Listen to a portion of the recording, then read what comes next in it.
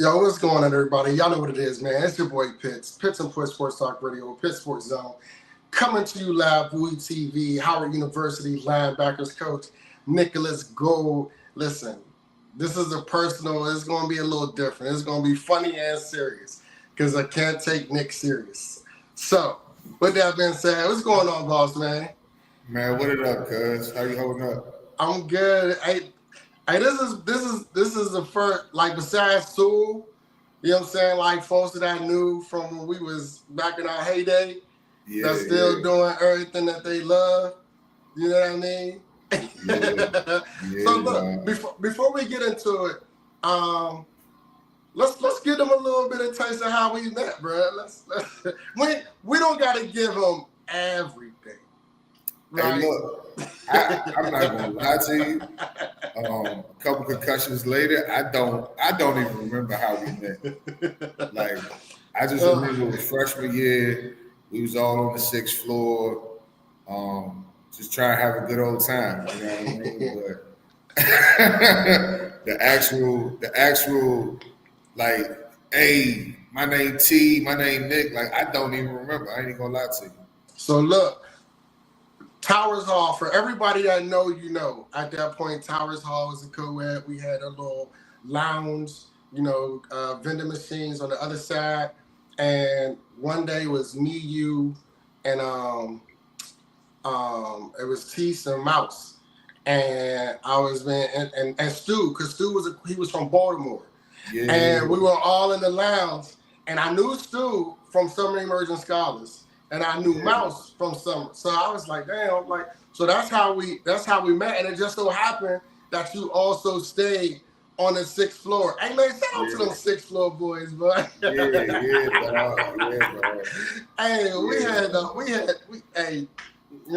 it was good times. Time was had, that part. Good time.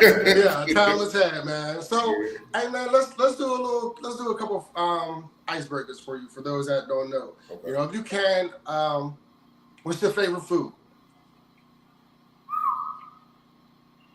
Spaghetti. Spaghetti? Yeah. Okay. What's your favorite place? What's your favorite destination place or a dream destination place? Jamaica, Montego Bay. It was a great time, boy. Yes. Yeah, I agree. I had a lovely time in Montego Bay as well. Yes. Okay. If you have one, who's your favorite NFL team? Commanders. All right. Home team, baby. Home skillet. Yeah. So we met at Bowie. At that time, you was playing football, right? And you were a linebacker as well for them Bulldogs. Yep. Just talk a little bit about your journey from going from a player to a coach, and was that always in the cards for you? Was that something that you wanted to do? So it's crazy. Hopefully I don't throw nobody under the bus or disrespect nobody. But in college, man, I never thought about coaching. Like never paid attention to it. I was always around my coaches, even in the off season. Like I would hang around the office just to learn ball because I'm a football head. Been watching ball since I was 6, 7 years old, and so just being around the game, being around what I wanted to be, is something that was great for me. But I kind of saw how our coaches operated. So I had 5 defensive coordinators in 4 years. So just the transition of going from one guy to the next guy to this guy to that guy, I saw different personalities and how different people operated. But I didn't have any relationships to say, hey, I want to go coach with somebody that impressed me of what a coach is. Okay. So what I am today, I didn't see when I was playing at Bowie. Okay. So after school, I was like, man, I'm gonna go into the business world, go get a job. Like your grandma always told you, go get you a good job, make some good money, support your family, do whatever the case may be. But I ran from it. So I ran from it for about 10 years. About 8. And I mean, I done had every job. I done waited tables. I was a janitor. I was a bus dispatcher. I had my CDL, right, driving metro buses for the University of Maryland. I was doing paratransit, like I was doing a little bit of everything. Okay. A teacher, ISS coordinator, like I kind of did a little bit of everything, and I got in trouble for everything. And it's like the small little things that people saw in me. It was something that either bothered them or something that I just instinctively did that would kind of get me in trouble. Where it was just like, man, all I want to do is just jail people together, get people together, and let's go attack a mission, just like on the field.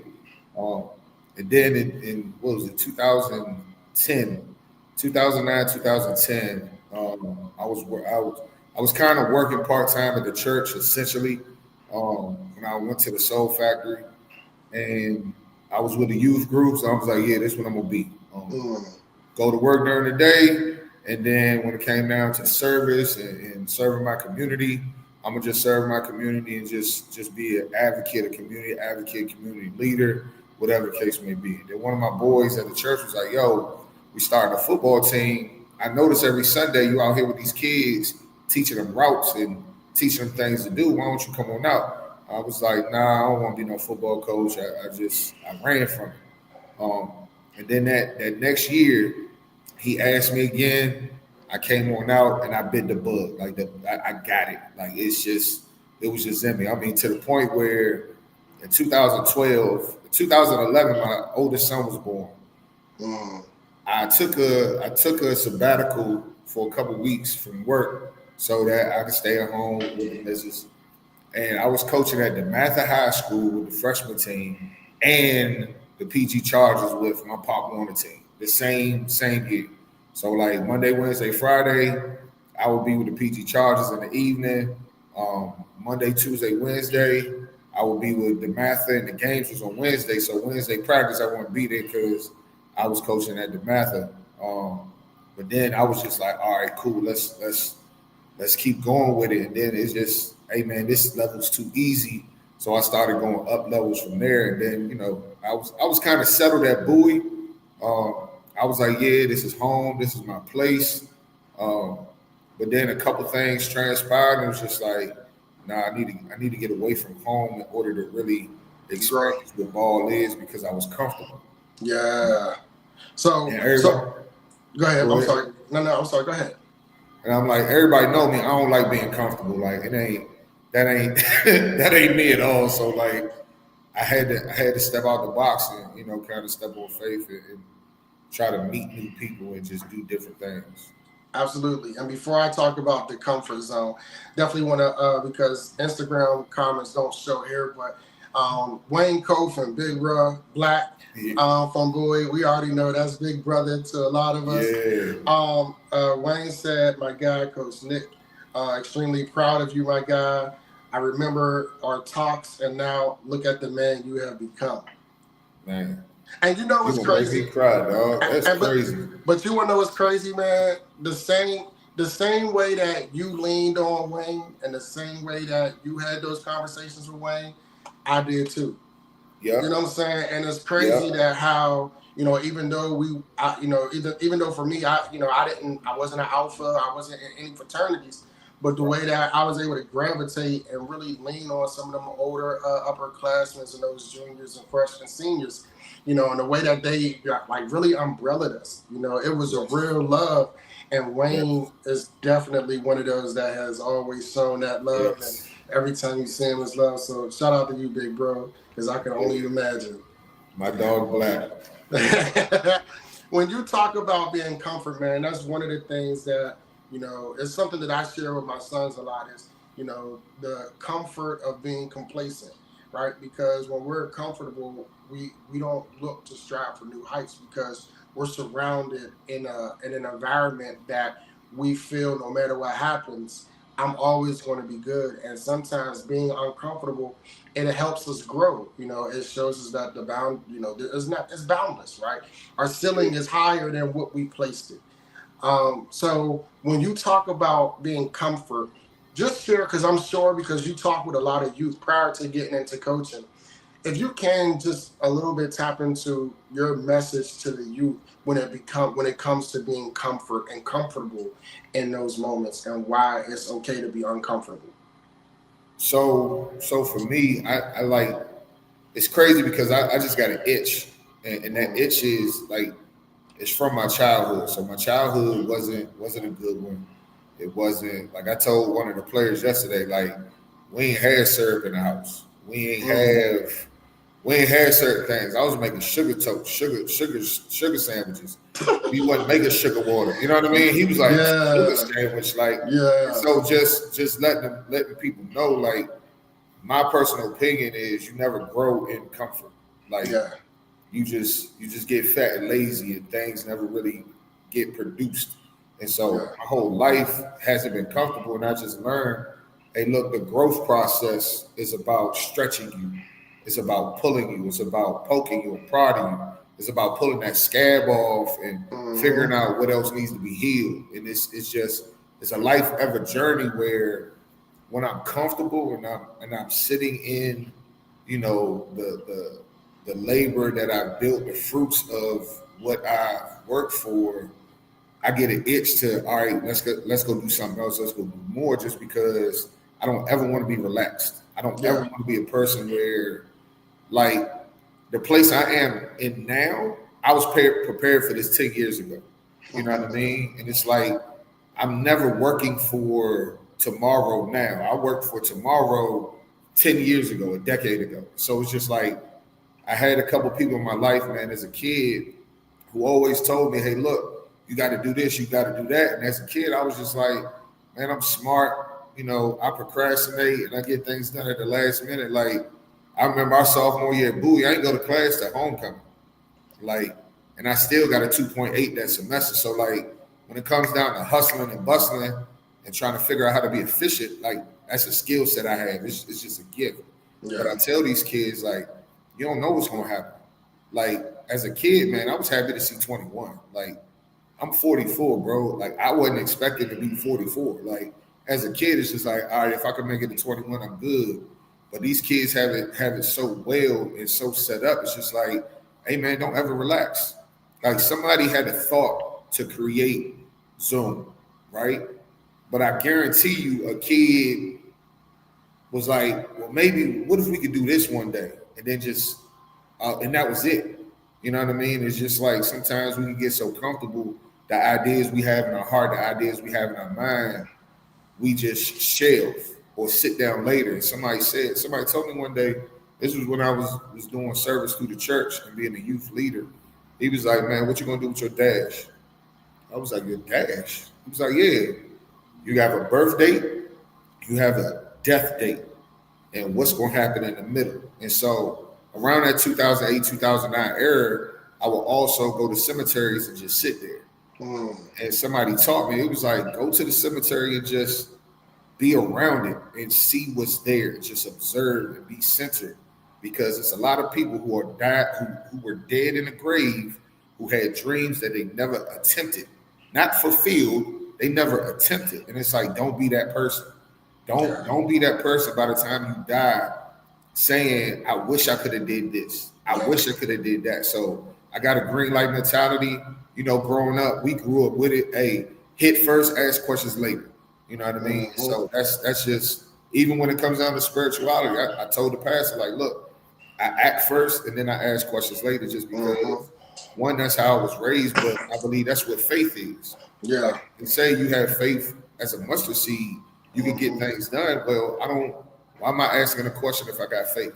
And so I tell kids, man, if you got a thought, write that joint down, speak it out loud. Don't tell nobody, because they might steal your idea, but don't ever hear something in your head, hear something in your heart, and be afraid to act on it. Like, God gave it to you for a reason, so you are supposed to be the one to carry it out.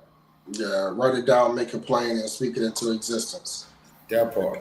And it's crazy, man, you know, because you never shared so many things with me, and I've never shared either. And I think it's just a testament to trying to get these kids to understand that the times that they're growing in, even though they may be dark, is a lot better than what we grew up in.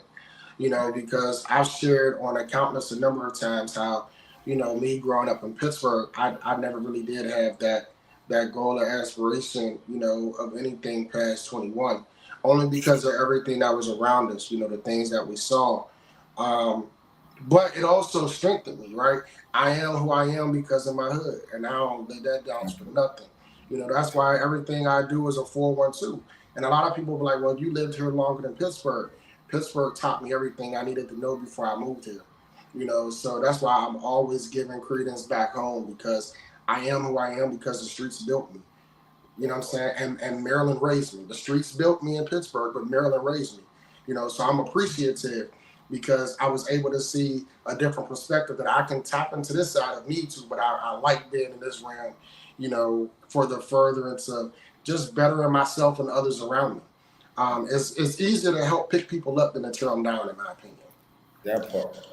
So when you talk about just your overall, just you being a mentor, man, if you can just share a coaching milestone, right? A memorable moment, in your coaching career or experience that, before we get there, let's pivot. How do you find fulfillment in helping young athletes develop on and off the field? That's just, for me, it's easy because that's just who I am. Like again, 2009 was a pivot for me because I was trying to figure out what I wanted to be. Because again, like I said, I've been fired from multiple jobs, and I'm talking about it was the terminations were bogus for most of them. But it's just like, nah, God was trying to steer me in a direction. Like I wanted to be a life coach in 2009. Because like I said, I wasn't football coach. It wasn't in the plan, so I was going to be a life coach. So just going through understanding what spiritual gifts are, understanding what temperaments are, understanding what personalities are. I'm one of those people where, yeah, I'm gonna uplift you naturally. Like this, that's just naturally what I do. So extorting has always been in me ever since a kid. Now, if you burn me, it goes the other way.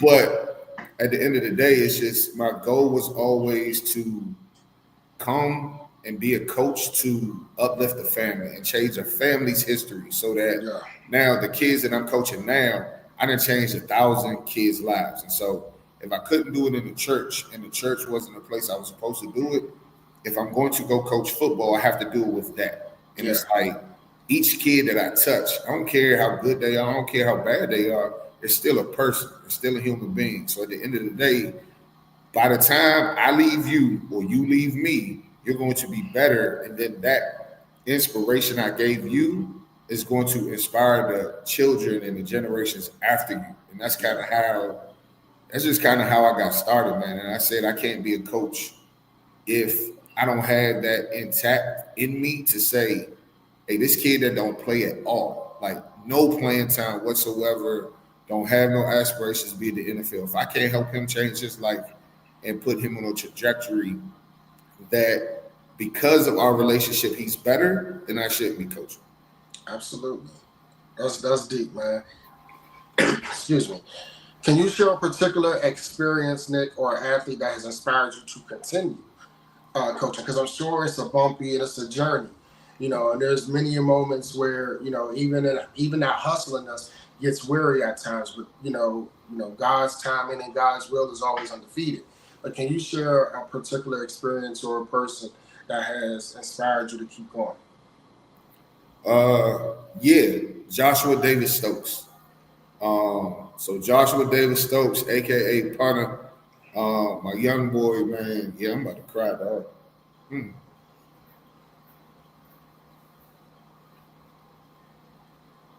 So remember what I said about just uplifting. So 2014, I get the Bowie, and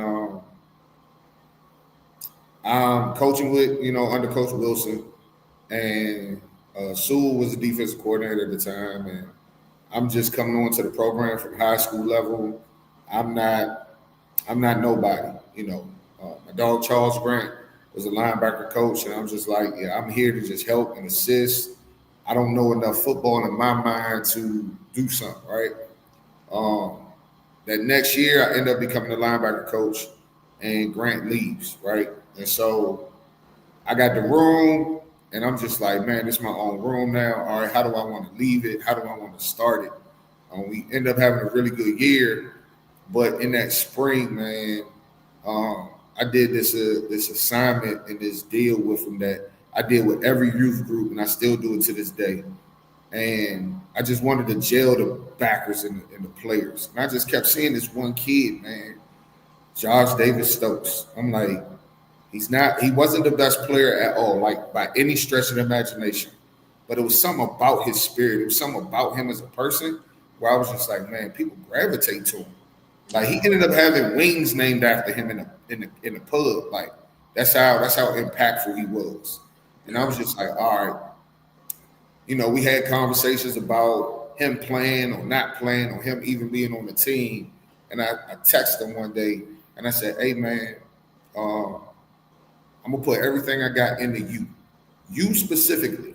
Not none of the guys they say are the starter, not none of the guys that they say, are the top guys in all conference players. No, you, Joshua Davis Stokes. I'm gonna put everything I got in you, and I'm gonna put my confidence in you, and we're gonna see where it goes. Because people counting you out, I don't like that they count anybody in my room out, so I'm gonna put everything in you that I got. Josh ended up that year playing at the last 3 games of the season. He played throughout the beginning of the year, but the last 3 games of the season when our all-conference linebacker got hurt, he came in a game and ended up getting 30 tackles in 3 games. And it's like you saw no drop-off when your all-conference player left and when he got in. And it was just like he was doing the Ray Lewis dance, hyping the team up before the game. It was just everything that I didn't see. Like I can't even take credit for it. God did that. Like it wasn't me. But he showed me you don't know who you got in your room until you put the confidence in it. Yeah. It's like what also I didn't know, and that's why I started crying. Like, oh, he called me one day. He was like, "Yo, coach, like my pops called me." I was like, "What you talking about?" He was like, "Yeah, my dad called me." I was like, "All right, cool." Like that's. He was like, "I ain't heard from my dad since I was 3." Like he was like, I ain't gonna cuss on here, but he gave me some language about his pops that he was just like, nah, he could die. All I concerned, coach. Like I'm like, no, you can't do that. Yeah, like that's not the road we taking. And he said he wanted to come to a game and he wanted to give him some tickets. And I said, hey man, you gotta throw that out the window and let God heal you. Yeah. And the reason why he's the most inspiring guy because his father was at his graduation when he graduated from Bowie. And it's like, this is why I got in this business. I didn't get in this business for money or fame or notoriety, but I helped a father and son connect. Yeah, who was estranged from each other. I'm talking about to the point where like he had tears in his eyes cussing at me because he didn't like his father. Yeah. And then he was like, Coach, I want to give you a ticket to my graduation. I said, I can't take it. So you got to give it to your father. And I still went to the graduation, showed up, and he took a picture with his pops, dog. I lost it. I was like, okay, this is why I'm here. This is why I'm in this business, because if I help make better people, in the process, they're going to be better football players. It's naturally going to happen. But if I could bring a family together, if I can help a generational curse be broken, then I did my job. And he was that first kid I did it with. And I mean, to this day, I'm still doing it with kids, but I got confidence from Joshua Davis Stokes. And so my dog Punter, man, he been my road dog ever since. I told him I'd never forget him. I always love him. Whatever he need, I don't care what it is, he got it. But that was the most impactful thing that's happened in my college career. And that's wild, man. And big ups to you and shout out to Joshua Davis Stokes, man, for all that he's done and the legacy that he left at Bowie as well. When you talk about, just bettering young men, it's something that I often, talk about with Coach Bernard Clark Jr., Robert Morris University coach. And the one goal that he has is to not only try to help them in, develop their dreams on the field, but off the field. Excuse me. Helping them become better men, better husbands, and better fathers. And, that's major for us in our community, that we strengthen that. And big ups to you for that, because I got chills just thinking about it. Because just think about how many young men would love to have that opportunity.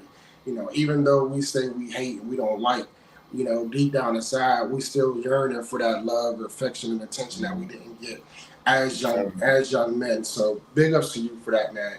And, I'm definitely looking forward to this week, because the first game I got to see you in coaching action was that game back home in Pittsburgh against Robert Morris. And it was surreal, just being able to, watch you on the field and just everything that we've overcome and went through, and, especially for me, because I took the harder route, and allowing my emotions to dictate life early on for me. But full circle wise, it brought me back to where I was supposed to be. And, it's going to be even more lovely just watching you on Saturday, playing against Coach Wilson and Coach Sewell. That's just another full circle moment for me because, all of you guys, are special to me for many different reasons. And the relationships is bigger than just football. Mm-hmm. So, I want to take you out on not take you out, but I want to end it on a high note, man. I see you flashing. I feel like my man off Paid in Full, you know what I'm saying? I see you over there flashing your jewels. I see you over there flashing your jewels. You know what I mean? You over there flashing your jewels. I see you shining money, Mitch. Hey, man. Hey, man. I see you flashing your jewels. Hey, man. Hey, it wasn't easy to get, dog. Hey, talk to me, man. How did it feel, being able to get, Howard that MEAC championship the first time since 1993? What was your thoughts and feelings and emotions during that time, man? So it's crazy because I was a tight end coach then. And so talking about getting out the mud and doing things a different way, like I played linebacker, as you said, but I told the head coach at that time, man, hey, look, I'm a coach. Like I could figure it out. Shout out to Brendan Marion in 2017, man. Him and Coach London hired me to be on the offensive side of the ball. That's what allowed me the experience. But that year, man, just my insight of knowing offense and defensive football kind of helped us offensively kind of get over the hump. We lost the game that first year to North Carolina Central, and I mean lost it like 50-20, lost it. And so we didn't know, and then we shared the title in that year. So that year was cool. It's all right. Like the first ring is cool because it was a shared title. It wasn't don't feel like outright. Yeah, you know what I mean? So that very next year, 23, to have Central come to us and we beat them 50-20 was kind of like storybook kind of ending and sealing the deal. Like we lost to South Carolina State that year, and we thought we was out of it. Like, nah, man, we lost to South Carolina State. They beat us in a close game, but then to win it with my dogs on the other side, my brothers on the other side, it was kind of a hard pill to swallow, but it was kind of exciting because it's like, all right, man, like this is the outright winner. Like as the outright winner, like it was so uplifting. Like we had some tough times that year. It was a hard year, dog. Like I ended up like people don't know, like the metro in DC, going from DC to Maryland, like it takes an hour to get from Largo to DC and an hour to get back just on the train alone, not talking about walking up the hill. And that year, man, my car died on me in September, and I didn't get a new one until maybe like October 20th. And so you're talking about taking the metro, getting up here at 5 o'clock in the morning, 6 o'clock in the morning, and I'm not leaving until 10 o'clock at night, and I have to get on the train to get home. Right. And my work can't slack. What I do, how I do it can't slack. And at that time, I was doing 2 jobs. So I was a quality control who does all of the behind the scenes paperwork, and I was a tight end coach, so I was coaching tight ends. So it was just like doing double duty. Man, it was hard. So to win it at the end of all of that, like all of that work, all of that pain, all of that time lost with the family and friends and all the work put in, man, it was so satisfying. But like just to have these 2 rings, man, it was important to me because I never got to win them at Bowie. Like we went to a championship and lost to Fayetteville by 3, and it was just like if I ever get the opportunity again, I'm going to win. You know what I mean? So being a coach to have that moment, to have those victories and close them out against Morgan State, who we have this weekend, which is coincidental in my opinion. To close them out, you know, against family, man, it's a double-edged sword because you know I want them to win, I want them to do well, I want them to do things just not against me. Absolutely. You know what I mean? But yeah, it was. These rings are special, dog. Like I brought them out this week so the kids can be reminded, like what we chasing. Like we chasing another one. Like some of the kids on this team, like they don't have one. You know what I mean? Like the older guys have one, but I need another one. I need a third. You know, it's a couple pieces in my way, but it was so satisfying, dog, to like finally win a ring and like get it. Like it was just like, man, breath of fresh air. Like, and now you know me though. A week later, I'm like, all right, let's go get another one. It was flashy enough. Now it's time to get back to work. That part.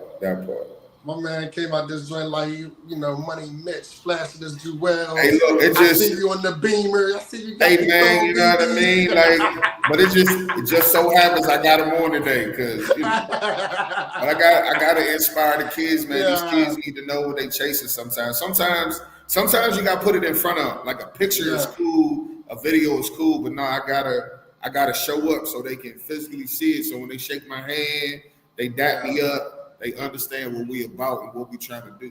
All day long, man. Hey, bro, I appreciate you, fam. You know, it's love. You know, beyond the sports media. You know, we talk offhand.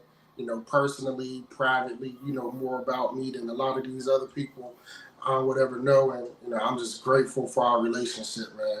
And I'm just excited to keep watching the growth and watching the expansion, man. And I'm super excited to watch this week because, you know, for me, you know, it's love on both sides, you know, just like when you guys play Dale State and I come to that game, it's love on both sides with Coach Washington. And when Morgan played Dale State, it's love, you know. So for me, about EP, you know, EP over at Dale State too. Oh, that is right. Yeah. The defense. Yeah, he's strength and conditioning. Yo, that's right. Yeah, I can't. Yeah. That's my guy. My man, he be having his bear straight. Man, his bear been excited for years. Hey man, it's crazy because just when you pay attention to Bowie family, dog, like we got Chris Labadou who's coaching with the Tennessee Volunteers right now. You know, Nemo Washington, who was who's the OC at Dale, used to be with the Cleveland Browns. You got Ed Page, who used to be strength and conditioning with the New York Giants. You got Tyree, who we gonna see on Saturday, who used to be with the Washington Commanders. You know what I mean? And then Coach Sewell was with the Coach Sewell did his stint with the Ravens. Yes. You know what I mean? And so it's just seeing the family of coaches that are developing from players to coaches. Like it's beautiful. You know, Coach Frazier's back in the saddle, back at Virginia State. You got Coach my dog Goat Manigo, he down there at Shaw as the head coach. You know what I mean? So it's a lot of us who are starting to kind of Jonathan Manigo down there. What's GOAT first? Running back. I know you're talking about. Right. Lamar Manigo. He's the head coach. He used to play quarterback at Bowie. And then it's a couple guys, man. Shout out to my dog Chuck and Tay down at Central High School, man, doing their thing. But like the alumni of players turned coaches, like it's beautiful to see. It's kind of hard to coach against them because it's like, dang, I don't want to do my dog dirty, but you know how we all operate when you're on that other side. Hey man, we not friends until after the game. But we all got that mantra, we dogs. Yes. That's what I'm saying. And that's what it all comes back to, that whole good old black and yellow, that good old BSU. Hey, and that's why Bowie forever going. That's going to be forever love when it comes to Bowie, man, and the relationships that was forged and started, and just to see where everybody is now, and as you said, all of the different names that you mentioned, and all of the great things that they're doing, and the way and what they're putting back into the community. That's what makes me love this even more. So I appreciate you, man. I look forward to seeing you Saturday. I look forward to a good game. This is gonna be love. I apologize in advance for how I'm gonna act. I'm apologize in advance. You're gonna see the old Nick Gould, dog. I apologize in advance. I coach defense now. I coach defense now. It's different. You already know when it comes to inside the lines of the football field, I feel like everything goes. Like I don't feel like there's nothing that's off. When it comes to being inside the lines of the football field, there's nothing that's off limits.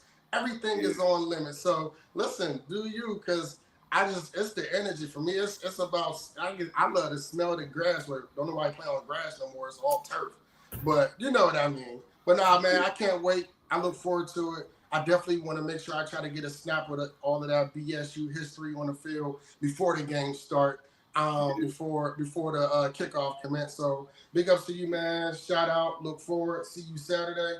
Let's get it, man. You already know, dog. Y'all already know this, man. This is my band. This is my guy, Nick Gould, Bowie State. We 6'4" boys. If you know, you know. I'm your host, Pitt Sports Zone, Bowie TV. It's where you get all. Listen, if you don't know anything about Bowie TV, just keep watching. I'm everywhere. You know. Commanders, the Ravens, the Mystics, the Nationals. We cover everything. So holla at us, get at us for advertisement and more. Shout out to Staples and Smartwater. Thank you for your advertisement and support and sponsoring Pitt Sports Zone. See y'all on Saturday. It's going down.